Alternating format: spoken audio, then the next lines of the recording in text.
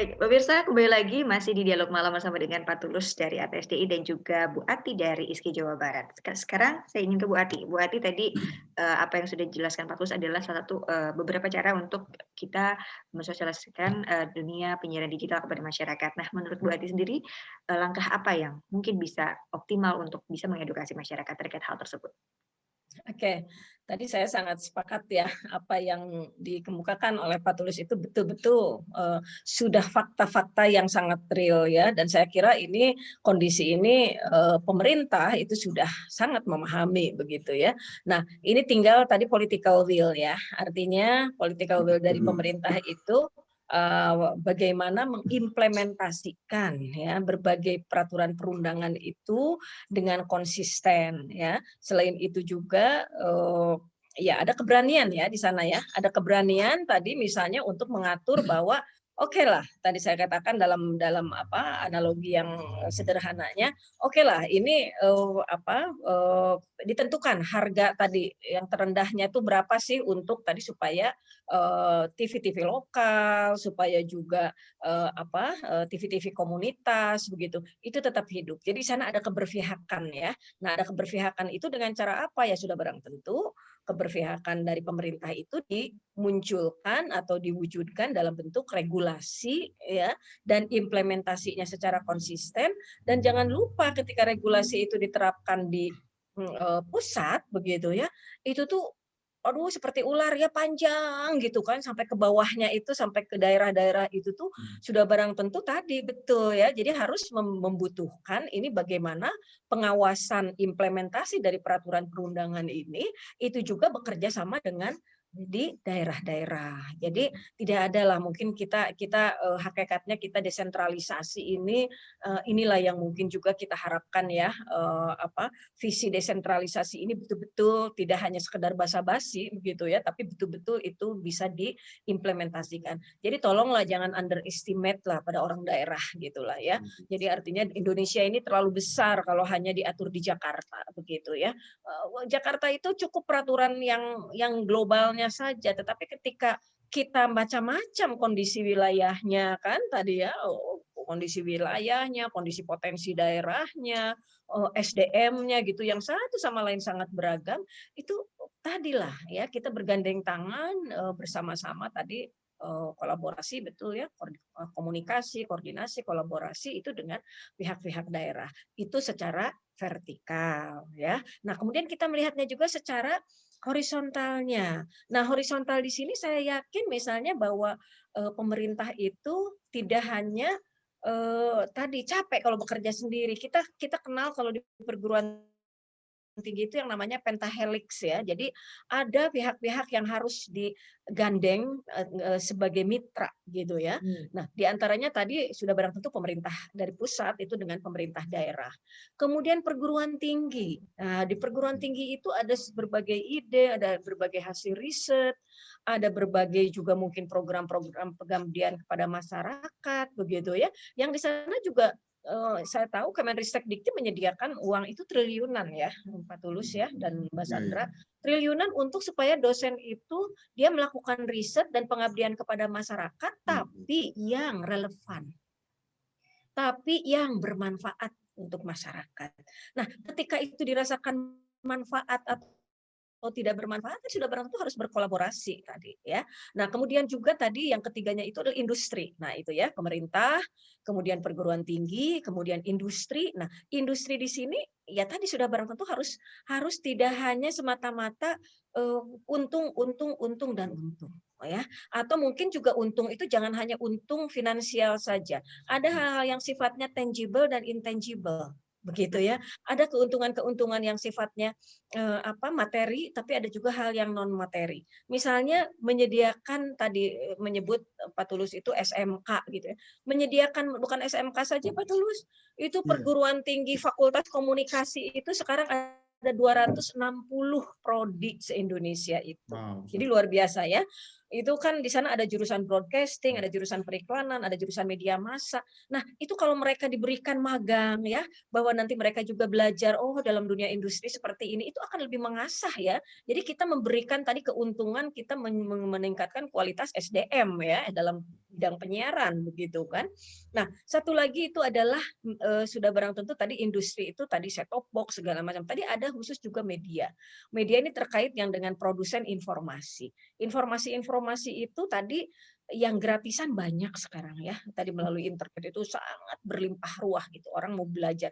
Tapi ketika informasi yang menuntun kepada kebenaran, informasi yang menyejukkan, informasi yang beretika, informasi yang membawa kita sebagai negara yang bermartabat ya. Kemarin dari indeks digital sivilisasi digital itu ternyata kan orang Indonesia itu terkenal tidak sopan ya dalam bermedsos ya. Nah itu Ya, kan ya. PR kita bersama begitu ya. Hmm. Saya yakin kalau di media broadcasting itu tidak ada itu yang tidak sopan, tidak ada ya. Karena begitu tidak sopan langsung di-print sama KPI gitu kan.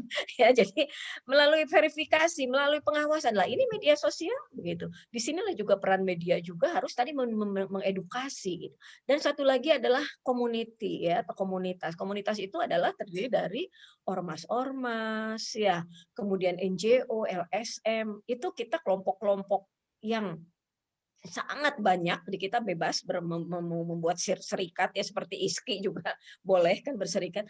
Nah, inilah juga mungkin menjadi tadi kalau menggabungkan yang pentahelix tadi, kekuatan-kekuatannya mereka berjalan pada masing-masing tugasnya, tetapi mereka punya satu visi yang sama, gitu ya, meningkatkan kualitas SDM, membangun penyiaran yang sehat, begitu ya, menjaga etika dan sopan santun, menjaga integritas kita sebagai bangsa yang bermartabat. Itu kalau satu visi, insya Allah kita merupakan bangsa yang cepat untuk meraih kemajuan dan berdaya saing. Saya kira itu ya mungkin. Terima kasih. Oke, terima kasih Bu Ati. Pak Tulus, saat ini juga sudah mulai banyak bermunculan stasiun televisi baru yang berbasis digital. Nah, menurut Anda sendiri seberapa besar dampak kehadirannya untuk masa depan penyiaran di Indonesia ini sendiri?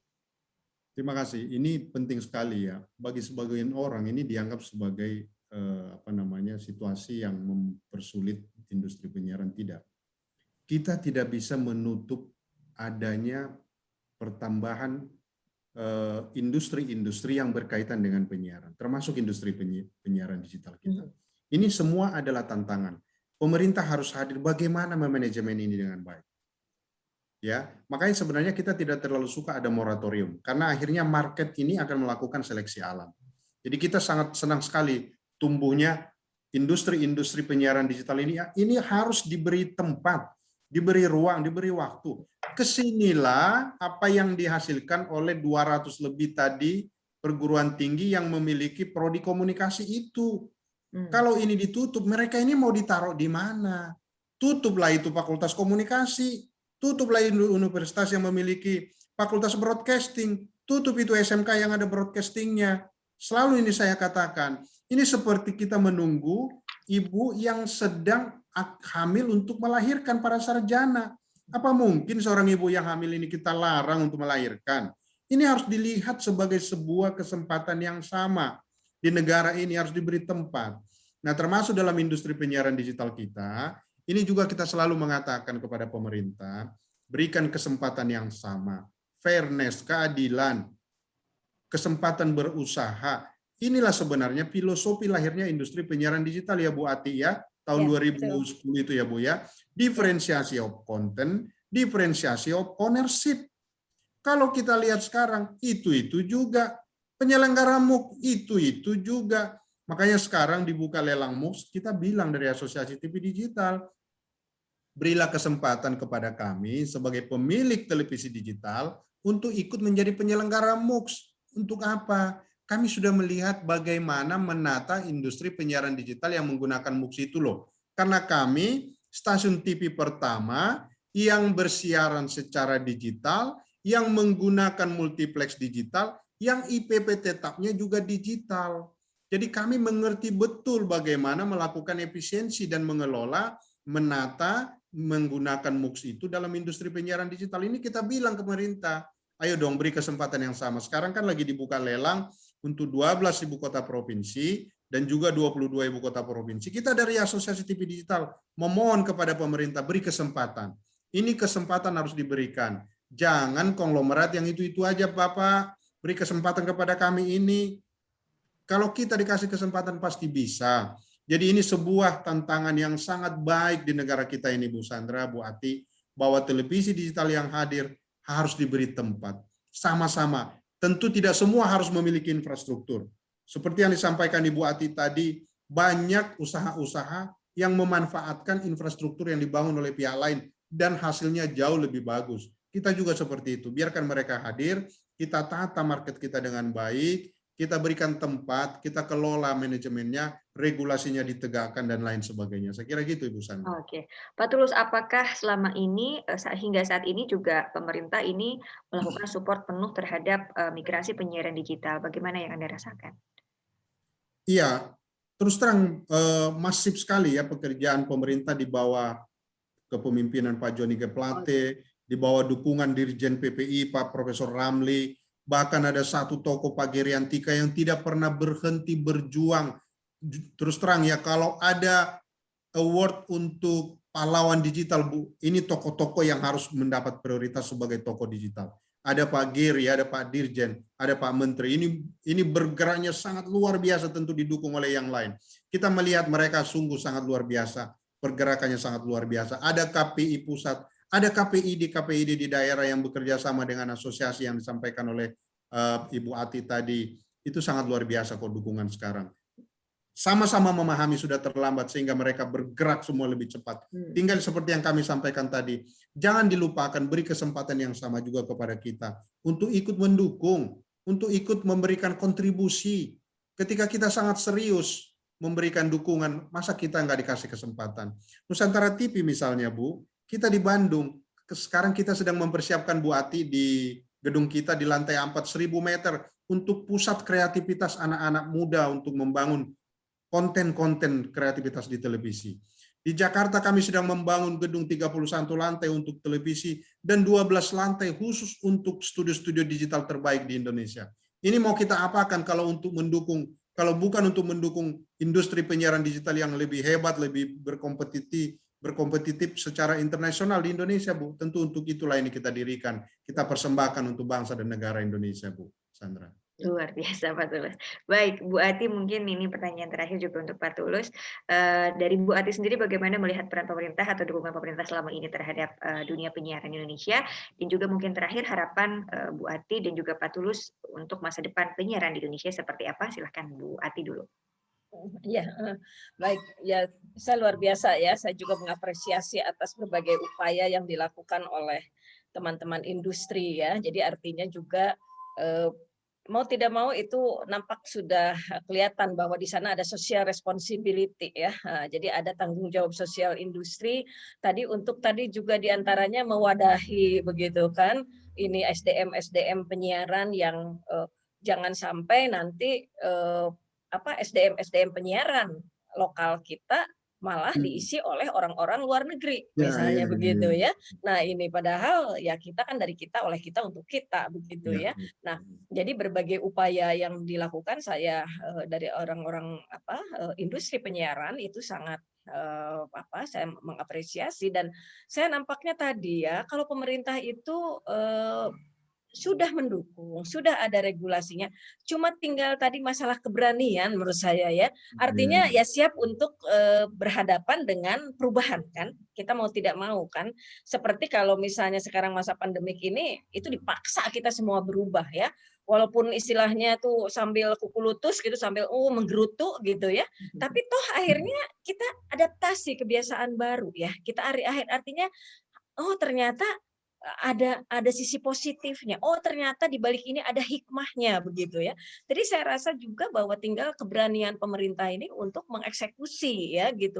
Ini saya ingat Pak Tulus dari tahun 2010 ini tuh switch off ke pindah dari analog ke digital ini ya. Jadi artinya sudah tinggal ya gitu kan.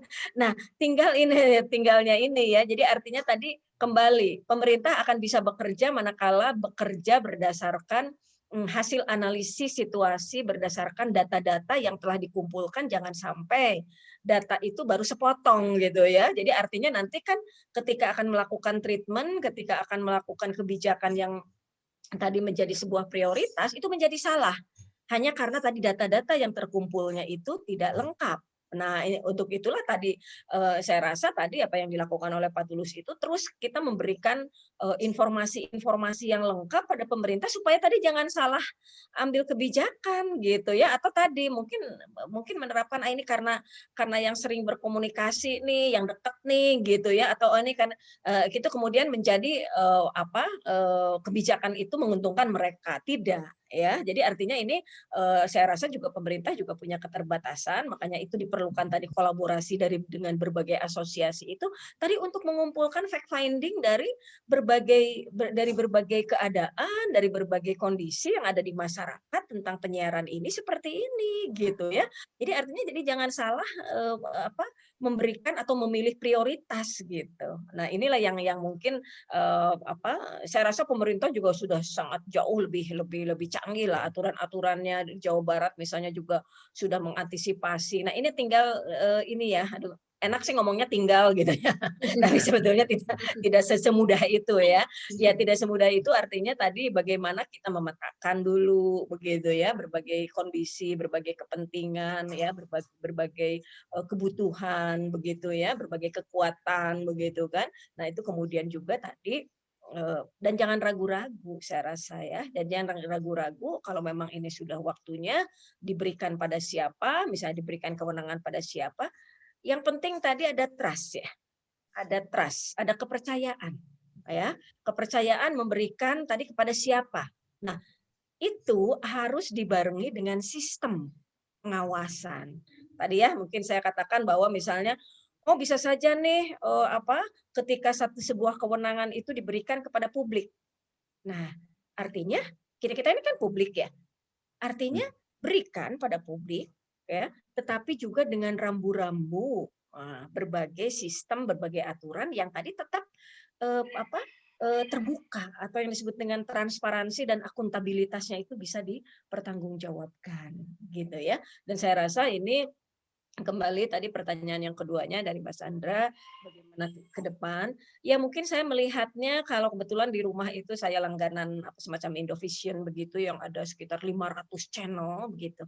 Ke depan nampaknya penyiaran kita ini tidak mungkin seperti yang sekarang ini, yang terlalu generik ya, yang terlalu general, segala ada, semua segmen masyarakat ingin diraih, nonsense ya. Ke depan itu sudah sangat spesifik. Yang senang fashion ke fashion, yang senang kuliner ke kuliner, yang senang ke politik ya. Dan itu inilah yang tadi Bapak Pak Tulus itu sudah mau membuat industri konten yang kreatif itu di sana. Kita mungkin bukan globalisasi, tapi glokalisasi. Artinya apa? Mengglobalkan isu-isu lokal, potensi lokal, kearifan lokal, sumber daya lokal untuk mendunia. Gitu. Jadi ini kita kaya culture, kaya untuk wisata. Untuk segala macam, cuma kan kita tuh mending nggak pede gitu ya kayaknya. Nah, inilah nanti tangan-tangan dari Pak Tulus ini, konten kreatornya ini yang nanti mengemas, padahal mah cuma jalan-jalan, saya suka lihat waku-waku tuh cuma jalan-jalan kuliner gitu-gitu aja, tapi mendunia. Nah, kita juga kan kulinernya luar biasa. Pemandangan alamnya, wah luar biasa. Fashionnya, ya, apalagi. Culture kita sangat kaya. Ini yang menanti juga tadi ketika nanti penyiaran itu kita mengglobalkan hal-hal yang menjadi potensi dan kearifan lokal kita. Saya berharap banyak deh sama Pak Tulus. Terima kasih. Baik, terima kasih. Luar biasa Bu Ati. Silakan Pak Tulus disampaikan singkat saja harapan untuk dunia penyiar Indonesia.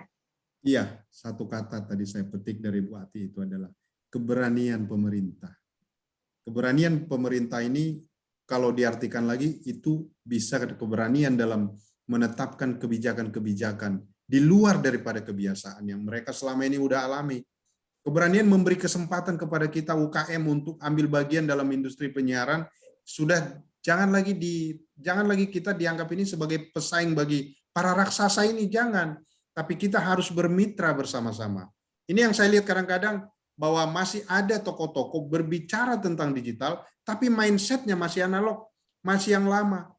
Inilah yang sebenarnya yang menghambat apa yang kita alami selama ini. Kalau dikatakan Bu Ati, sebenarnya mulai 2010 kita sudah mendengungkan digitalisasi penyiaran. Coba bayangkan loh, 10 tahun lebih kita ininya. Kalau saya catat Ibu, itu dimulai dari 2007 ketika AM Fatwa almarhum, Ketua Komisi 1 sudah mencatatkan revisi Undang-Undang Penyiaran nomor 32 di Komisi 1 dalam laporan tahunannya pada 2007. Bayangkan, begitu lama, dan sampai sekarang Undang-Undang Penyiaran nomor 32 tidak terrealisasi untuk direvisi.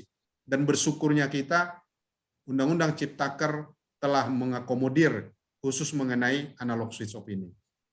Itu yang pertama tadi Bu. Jadi keberanian pemerintah. Yang kedua adalah mari teman-teman saya, para TV-TV lokal, TV-TV komunitas, ayo tingkatkan semua. Kenapa? Ini juga berhubungan dengan profesionalisme kita sebenarnya. Konten kita yang sekarang seperti yang kita nikmati dengan rating-rating ini berkaitan dengan kemampuan SDM industri penyiaran. Ini kita harus sadari, maka selalu saya sampaikan, misalnya ke Bu Ati ini harus saya sampaikan juga, bahwa bagian pekerjaan besar kita adalah membangun SDM penyiaran yang profesional, yang berkualitas. Jangan karena dia melamar kemana-mana nggak tembus lalu jadi wartawan. Nggak tembus kemana-mana lalu kerja di televisi. Nggak boleh seperti itu dong. Saya selalu begini Bu, kalau ada sarjana-sarjana di luar dari broadcasting melamar ke Nusantara Televisi, saya kadang-kadang tanya sama dia, kamu nggak malu? Di sana ada sarjana broadcasting, harusnya dia yang melamar ke saya, bukan kamu yang sarjana hukum, bukan kamu yang sarjana ekonomi. Saya bilang gitu kadang-kadang Bu, untuk memastikan latar belakang dia melamar ini apa. Harusnya kan tempatkanlah pada tempatnya, the right man on the right place. Sarjana broadcasting mestinya di industri broadcasting lah. Nah ini menjadi tugas kita bersama. Jadi tadi yang pertama adalah keberanian pemerintah, yang kedua adalah kualitas SDM kita dari pusat sampai daerah ini harus diperbaiki. Inilah yang akan memberikan korelasi yang kuat terhadap konten yang berkualitas. Konten yang berkualitas akan membangun generasi Indonesia yang berkualitas. Kesana semua korelasinya ini. Jadi kalau SDM-nya tidak kita perbaiki, hanya memperbaiki teknologi, maka hasilnya akan tetap seperti yang sekarang. Kita dibawa untuk menangis, kita dibawa untuk tertawa, tapi perut tetap lapar karena kontennya hanya mengejar rating. Kita nggak mau seperti itu. Persis yang dibilang Ibu Ati tadi, harus kita kelompok-kelompokkan ke depan ini. Bagaimana genre daripada industri penyiaran. Harapan saya pemerintah membuka diri, membuka mata untuk terus memperbaiki kinerja mereka untuk mewujudkan industri penyiaran yang hebat dan beri kesempatan kepada kita untuk terlibat mendukung pemerintah untuk sukses analog switch off 2022 nanti. Amin. Baik, luar biasa sekali diskusinya Bu Ati dan juga Pak Tulus. Terima kasih banyak. Sekali lagi atas waktunya, semoga tadi harapan-harapan, tantangan, dan migrasi kita atau analog switch off di 2022 ini bisa berjalan dengan lancar. Dan semoga dengan penyiaran digital ini juga bisa mengakomodir seluruh kepentingan publik. Nah, baik, untuk itu sekali lagi saya ucapkan terima kasih atas waktunya. Dan saya Sandra Anthony, beserta segenap kru yang bertugas mengucapkan terima kasih juga atas kebersamaan Anda pemirsa. Selamat malam dan wassalamualaikum warahmatullahi wabarakatuh.